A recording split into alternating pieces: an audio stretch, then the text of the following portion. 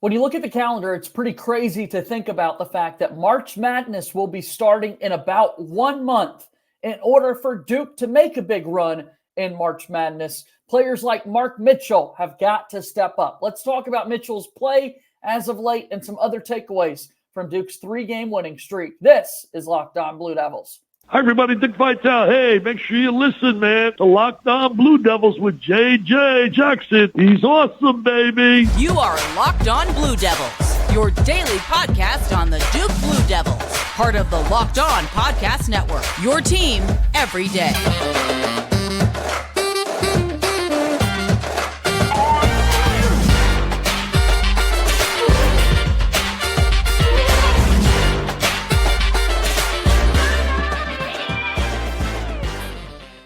Hello, everybody, and welcome into another episode of the Locked On Blue Devils podcast. My name is JJ Jackson. I'm honored to have you here with us on Wednesday, February 14th, 2024. Happy Valentine's Day, everyone. I hope that you have an amazing day here today. On Locked On Blue Devils, we're excited to bring you brand new content each and every day, talking about everything going on in the life of Duke athletics with a primary focus, of course, on men's basketball. This time of year, a lot of good things happening for the Blue Devils, having won 3 games in a row at home. Mark Mitchell really elevating his play, and we're excited to talk about that today with our friend Kevin Conley, the site expert for Ball Durham. If you have not done so already, please be sure to follow and subscribe to our podcast feed for free wherever you get your podcasts. Subscribe to our YouTube channel. It means so much when you watch the show daily on YouTube. You take a moment, hit that subscribe button, like this video, share it with your friends, and then, of course, follow us on social media on X at @LO_Blue Devils, and I'm there as well at _JJ_Jackson_. So, without further ado, excited to bring him on in. My good friend, your good friend, our good friend, Kevin Conley is here with us here today. What's up, Kevin? How are you? I'm good, JJ. How are you? Very well. Thank you once again for asking. Appreciate that. So, look, Duke wins earlier this week against Wake Forest. We're really worried year in and year out, Kevin. We are really worried once we get into ACC play how the Blue Devils handle the Saturday game followed by the big Monday turnaround when you've got essentially like 48 hours or less to get ramped back up and ready for a game. And for the second time this year, it proved to be no problem at all with the Duke team. Yeah, and it was the second time in about 2 weeks, too. I mean, that game against Clemson on a Saturday afternoon in Durham and then having to go to Virginia Tech on a Monday night. I think that was maybe a tougher turnaround because you have to travel on Sunday. Yeah. But I think when you look at what Duke just did against Boston College and then Wake Forest, that really prepares you for the NCAA tournament because there is no travel, right? In the NCAA tournament, you play, you go back to your hotel. If you win, then you practice the next day and get prepared, and then you play the following day.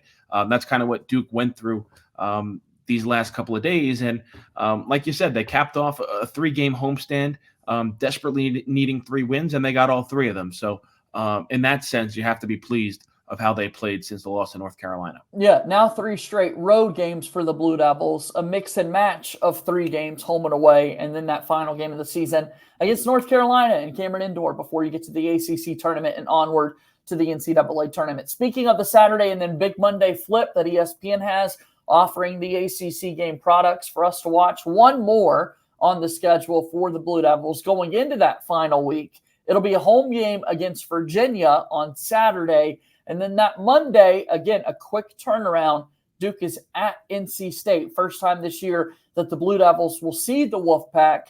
And they've got, of course, that little half-hour trip over to Raleigh for that game. So one more of those coming up. But in regards to this 3-game winning streak for the Duke Blue Devils, what have you noticed, man? What have been some of those bigger takeaways?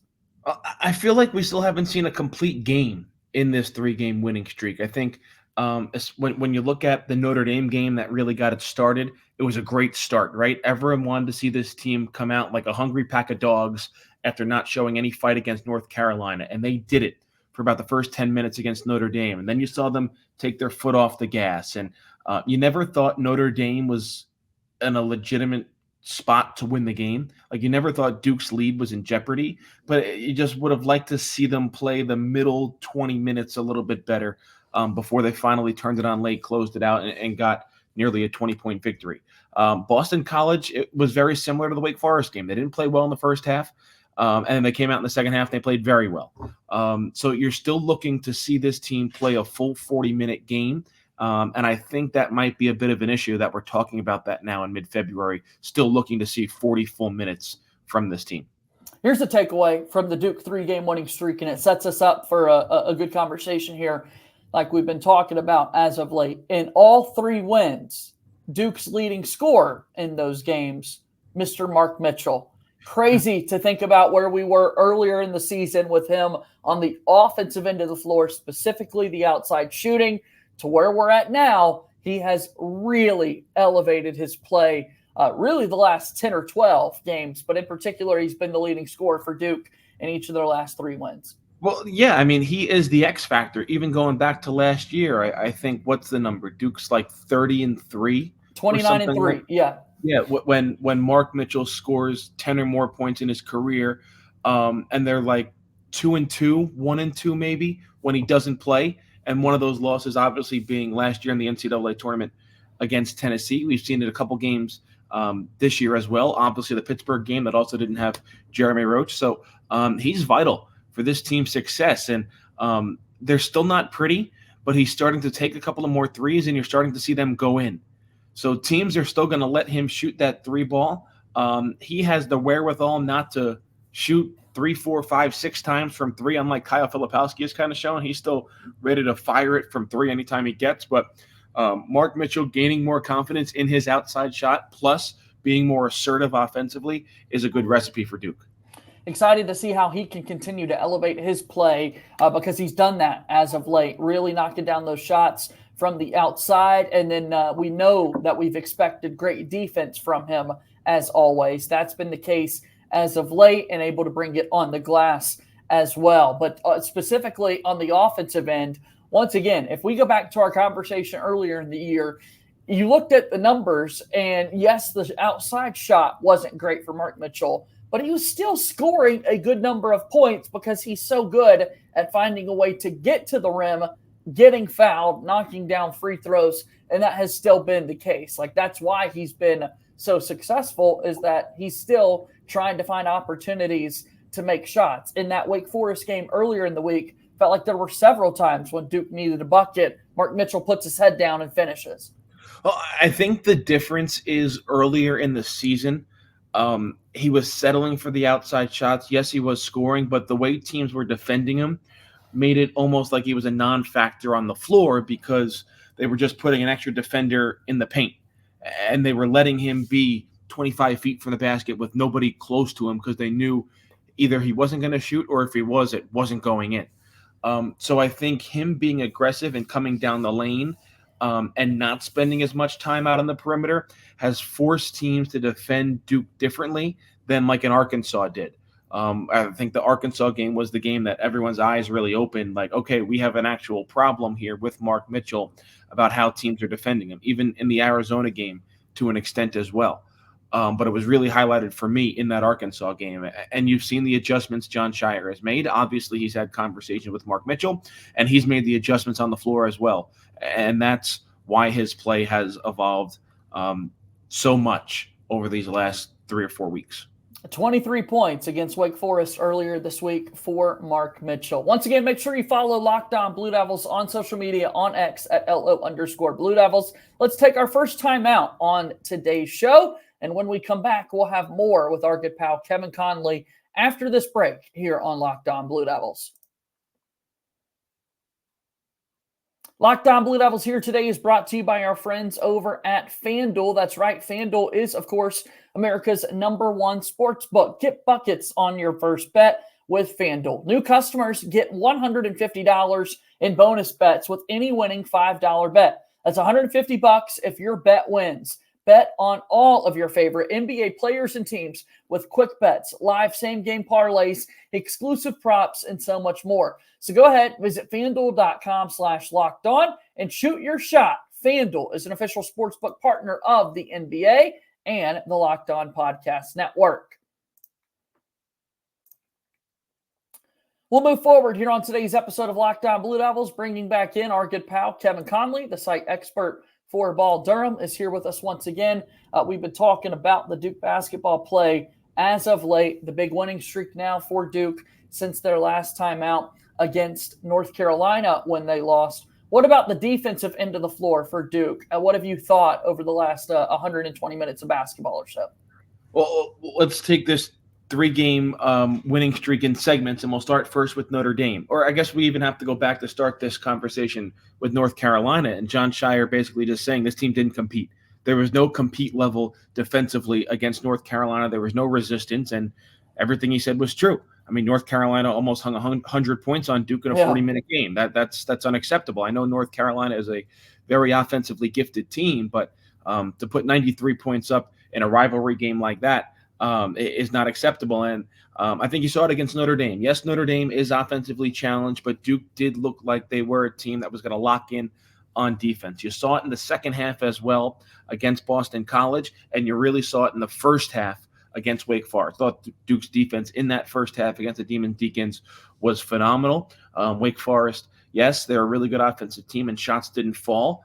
I think they missed their first 11 three-pointers in that game. They shot well under 30% from three-point range. And again, that was the number one offense in the ACC coming into Cameron Indoor.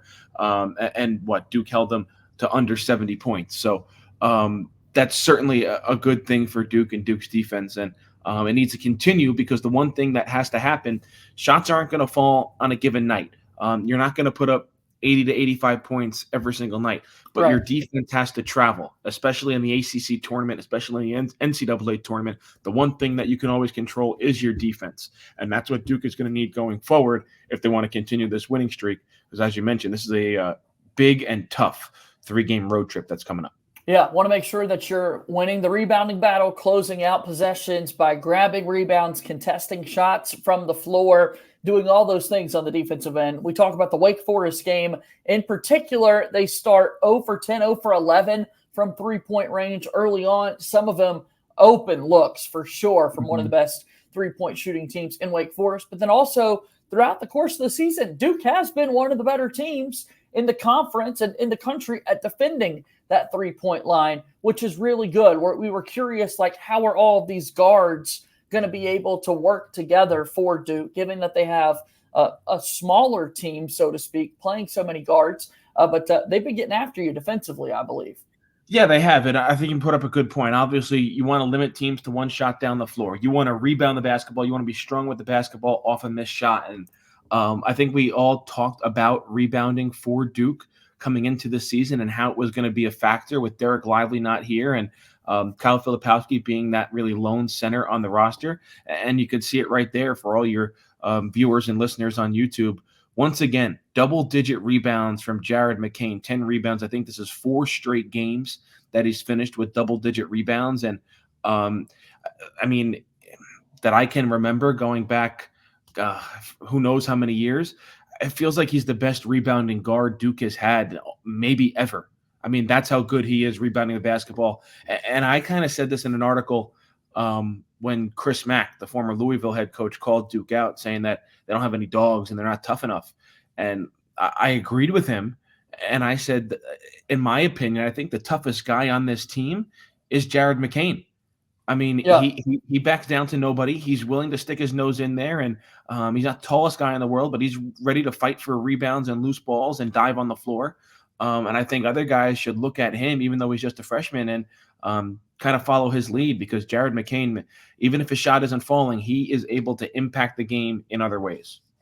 Without a doubt, he is. I'm really excited to see how Jared McCain continues to evolve throughout the course of the season and just how important he's going to be for Duke basketball. When he shoots it well, they play well. When he helps rebounding, it's awesome. On the glass, Kyle Filipowski helped rebound in the Wake Forest game, and they needed it considering the number of 7-footers that Wake Forest have. 3 of them on the offensive glass for Flip in regards to rebounding. And he had that 3 or 4 game streak where he only had 1 offensive rebound total over the course of that stretch. So definitely need to make sure that the glass is an emphasis for this team. Yeah, absolutely. And like I said, you want to limit the offensive rebounds for the opposition. Now, Wake Forest pulling down 15 offensive rebounds. You do not want that to continue because it leads to second chance points. Now, luckily for Duke, those 15 offensive rebounds only led to 12 second chance points. It could have been a whole lot more. So yeah, that's something that Duke certainly needs to shore up. Jared McCain helping out in the rebounding category certainly is beneficial for Duke, but ultimately it comes down on the shoulders of Kyle Filipowski and Mark Mitchell as the two forwards that'll be on the floor most of the time, because you can't really rely on a Sean Stewart or Ryan Young to really bring down a lot of rebounds throughout the course of a 40-minute game. Let me get one more thought before we go to our last break here on today's episode of the program. Let's take Jared McCain out of this. We've talked about Filipowski and Mark Mitchell. So looking at the rest of the backcourt in regards to this Wake Forest game, again, a 77-69 win for Duke. The Blue Devils now 10-3. And ACC played 19-5 overall. We take those three out of the equation. There are only three other players really that played meaningful minutes. They're all guards between Proctor, Roach, and Caleb Foster. Tell me about those three guards in particular. What's a thought that you've got about that group? I'm going to be honest. I think it's a little concerning. I mean, Tyrese Proctor just didn't have anything last night. 25 minutes, didn't score, 0 for 5 from the field. 4 shots from three-point range, missed them all. Caleb Foster added 4 points all from the free throw line, but again, your viewers on YouTube can see it right there on the box score. 4 points off the bench from Foster, Blakes, Power, Stewart, and Young, and then Proctor in the starting lineup gave you nothing. So only 5 guys scored from Duke, 4 of them leading the way in Filipowski, Mitchell, McCain, and Roach. So Duke's going to need something for Tyrese Proctor, and it feels like Tyrese Proctor can be a guard that sticks his nose in there and pulls down rebounds. Yeah, he did get 4 against Wake Forest, but if Duke wants to do anything with its season, they're going to need Tyrese Proctor to play like he did around the Louisville game, and certainly not like he has played over the past couple of games. And then we still have Steady Eddie. We've got the leader of the bunch, the captain, Jeremy Roach, once again continuing to bring it night in, night out. But obviously, the more the merrier, right? But do want to make sure, Kevin, that, Roach has been good this season. Really good. Yeah, he's been phenomenal. He's been consistent. You have to imagine he's been playing hurt for most of the season, too, with the knee and now the ankle. And every time he goes out on the floor, every time he has the basketball in his hands, you figure he's going to make a big play. Obviously, I think probably one of the plays of the game is when John Shire was a little bit mad about the out-of-bounds call, picks up the basketball, flicks it over to the referee, gets the fans fired up, and then next offensive possession, Filipowski sets a screen for Roach, and he drills a three-pointer, and Cameron explodes. So anytime this team needs a big play, Jeremy Roach is there to deliver it. Without a doubt, excited to see those big plays continue to come for Roach as he goes throughout his senior season. All right, we need to take one more break. That's right, one more timeout here on today's episode of Locked On Blue Devils, and then we wrap things up after this here today. All right, Locked On Blue Devils here today is brought to you by our friends at Gametime. That is right. Gametime is the absolute best, and they are the place to go when you're talking about ticketing. It's the only ticketing app that gives you complete peace of mind with your purchase. You can see the view from your seat before you buy, so you know exactly what to expect when you arrive. All-in prices show your total upfront, so you know you're getting a great deal before you get to checkout. Gametime is so obsessed with finding the best deals and saving you money on everything that they have deals on tickets right up to the start of the event and even an hour after it starts. Again, the place for your last-minute deals, exclusive flash deals and sponsored deals on tickets for football, basketball, baseball, concerts, and so much more. Right now, go ahead and go use code LOCKEDON for $20 off your first purchase. That's code LOCKEDON, LOCKEDON, for $20 off your first purchase. Download Gametime today. Last-minute tickets, lowest price guaranteed. Final few moments here on today's episode of Locked On Blue Devils. JJ Jackson alongside my friend Kevin Conley, who is the site expert for Ball Durham. Kevin, we bring you back in. I mentioned Ball Durham. What in the world is that? Tell us about your work. Well, you could go visit us at balldurham.com. We have everything you could possibly want on Duke basketball. As you mentioned, March Madness sneaking up quickly upon us. We're just about 2.5 weeks away from the month of March. So it's exciting times as a Duke team that's trying to round into form at the right time, similar to how they did last year. We'll see if they can defend their ACC tournament crown and try and get to that second weekend of the NCAA tournament this year.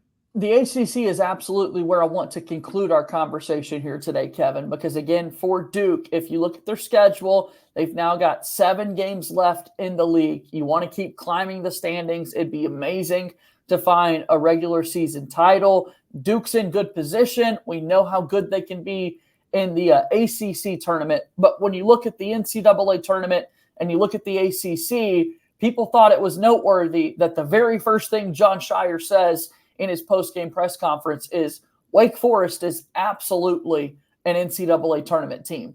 Not many of the bracketologists out there would agree with what Jon Scheyer is saying. How should we feel about the conference right now? In my opinion, not very good. I disagree with Jon Scheyer. Now, ultimately, Wake Forest could end up being an NCAA tournament team. Don't get me wrong there, but I just don't see a lot of real contenders in the ACC. I think you have 2 absolute locks in Duke and Carolina. I think Virginia is trending towards an NCAA tournament team with their resurgence over the past couple of weeks. And then I think it's a lot of question marks. Miami has not played how anybody had have expected. Wake Forest, I don't know. Clemson, assuming the bottom doesn't fall out on them, they probably got in with their victory over Chapel Hill last week. So when teams have Duke and North Carolina on their schedules throughout these last 2.5 weeks of the season, those are the big games that they're going to have highlighted and circled in red, because if they can get victories either over either of those 2 teams, it's a quad 1 win and it can go a long way into punching their ticket to the NCAA tournament. And as you mentioned, for Duke and seeding for the ACC tournament, if they do want to win the regular season outright, I think they would need one more loss from North Carolina before they play Duke in the regular season finale. And it feels like for Duke, they're going to have to win out, because they couldn't get the head-to-head tiebreaker over Virginia with the game in Cameron on March 2nd. And then obviously they'd have to beat North Carolina as well if they want that outright ACC regular season title. So it's going to be tough. It's going to be tough to do. And certainly don't just overlook this upcoming 3-game road trip, because Florida State, it's a tough place to play. They played North Carolina very tough down there. That not really an NCAA tournament team, but the next 2 games at Miami, at Wake Forest, both those teams need to beat Duke to get a big boost to their resume if they want to come dancing in the NCAA tournament. Yeah, 7 games in the ACC left on the regular season schedule for Duke. 4 of those teams are schools that Duke has not played yet this season, right? 3 rematches with Louisville, Wake Forest, and North Carolina, of course. But Duke hasn't seen Florida State, hasn't seen Miami, hasn't seen Virginia. And then the last road game of the year is at NC State there in Raleigh. So there are still teams that we haven't really got to see Duke go up against. But when you look at what those teams have done against the rest of the league, outside of Virginia, who's making good progress and on an upward trend, unfortunately, it just kind of feels like the ACC is hurting themselves. Well, yeah, and they are hurting themselves. When you look at, you mentioned those games, it's only one game that you're going into, I think, if you're a Duke fan, thinking, all right, this is a slam dunk, we're going to win this game. And that's the Louisville game at home. I mean, everything else, you look at the road games, Florida State, Miami, Wake Forest, and NC State, those are tough in itself. Virginia looks like the Virginia of old under Tony Bennett. He's got them playing really well. And then you go to NC State, which, much like Virginia Tech, has been a house of horrors for Duke in recent years. And then obviously with North Carolina, you never know what could happen. So really it's only that Louisville game, in my opinion, where if you're a Duke fan, it's like, okay, that's going to be a win no matter what. Let's get a nice 20, 25-point victory and live to see another day. The rest of them, I think they're going to be dogfights. So you're going to learn a lot about this Duke team over the next six out of the next 7 games in the regular season. And we're going to be reading all of your coverage about these Duke games and Duke teams in particular. One more time, Kevin, if you will, give us a plug for your work and where people can find you. So you can follow us on X at ball_Durham, and then you could read us every single day over at balldurham.com. Give Kevin a follow as well, at Kevin Conley 24. All right, Kevin, good to see you once again this week, and we'll do this again next week, okay? Can't wait, JJ. All right, that's Kevin Conley joining us here on today's episode of Locked On Blue Devils, and that's going to do it to wrap up our show here today. Thank you, as always, for your support. Go Duke! I'll talk to you tomorrow. My name is JJ Jackson. Thank you, and good day.